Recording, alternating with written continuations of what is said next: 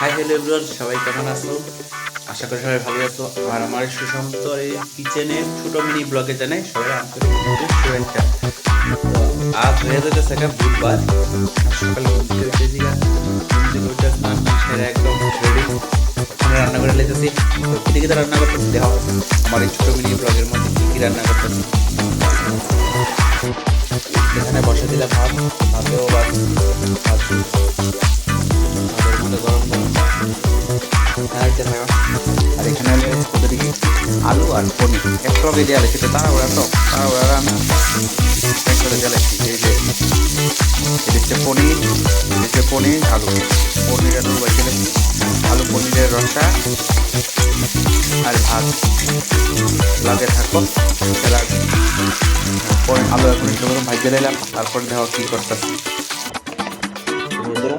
তারপরে দেখুন কী করতেছি। প্রথমে একটা বাটি নিচ্ছি, ঠিক আছে? প্রথমে একটা বাটি নিচ্ছি, বাটির মধ্যে অনুমান মতো হলুদ গুঁড়ো নিয়ে নিলাম। তারপরে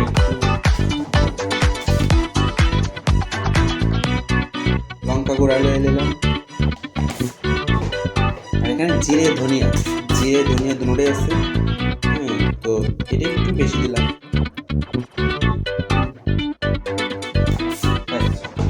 আর কিছু না, রান্নার সিক্রেটটা এটা। তারপরে দিয়ে দিলাম হালকা একটু জল দিয়ে মশলাটা মিক্সড করে নিলাম।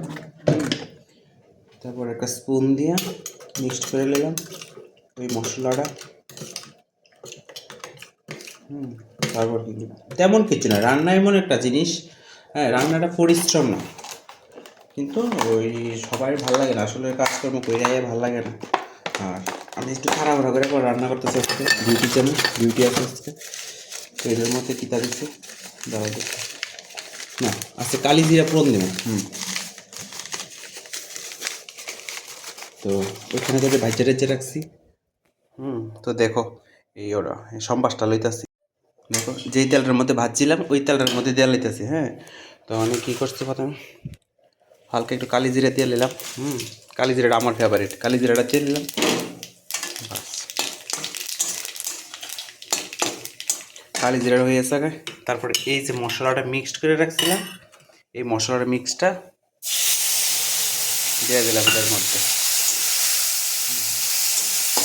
ব্যাস এটাই তরকারির সিক্রেট, পনির তরকারি এটাই সিক্রেট। তারপর এটার মধ্যে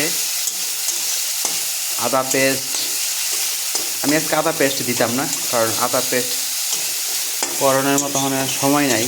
তো আদা পেস্ট না দিয়ে হয়। দেখো হয়ে গেছে গা।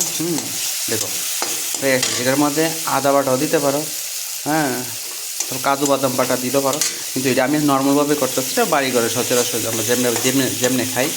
বাস এখানে মশলাটাতে কিন্তু তেল ছেড়েছে অটোমেটিক। তারপরে ভাজা রেখে আলু আর পনিরটা দিয়ে দিলাম। তারপরে গ্যাসটা একটু বাড়াই দিলাম। বাস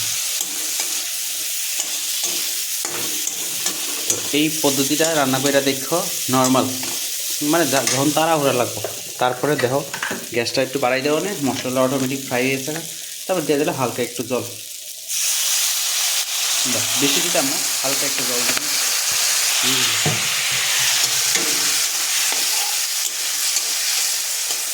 বাস তারপর আমি ঢাকনা দিয়ে দেবো, গ্যাসটা একটু সিম দিয়ে দেবো, বা হয়ে গেছে।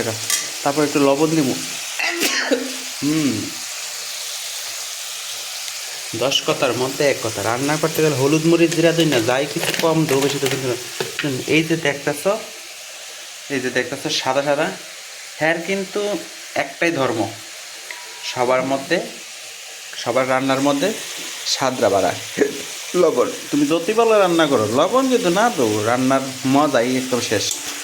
তো লবণ দিয়ে দিলাম। আমরা কন্টেন্ট ক্রিয়েটার তপন দরকার লইলাম, মুড়াই দিলাম ছিঁড়ে। আর আমি লইলাম চিমড়িতে দিলাম ছিঁড়ে। তো দেখ তপন তার এই কথাটা খুব ভাইরাল হয়েছে। দেখো হয়েছে কিন্তু। হ্যাঁ, এখন গ্যাসটা সিম দিয়ে দেবো, গ্যাসটা সিম দিয়া হালকা একটু ঢাকনাটা দেবো। 5 থেকে 7 মিনিট হয়েছে কিন্তু, মানে আমি রেডি আইতে রান্নার কমপ্লিট।